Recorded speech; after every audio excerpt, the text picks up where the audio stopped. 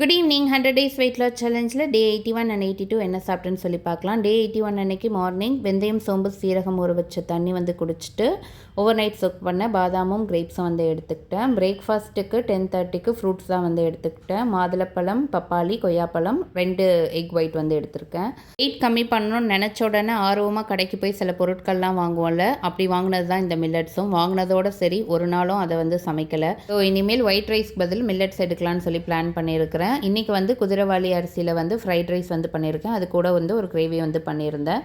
Fried ரைஸில் வந்து எல்லா வெஜிடபிள்ஸும் ஆட் பண்ணியிருக்கிறேன். ப்ரோட்டீன் சோர்ஸ்க்கு வந்து பன்னீர் வந்து ஒரு 50 கிராம்ஸ் இருக்க மாதிரி வந்து ஆட் பண்ணியிருக்கிறேன்.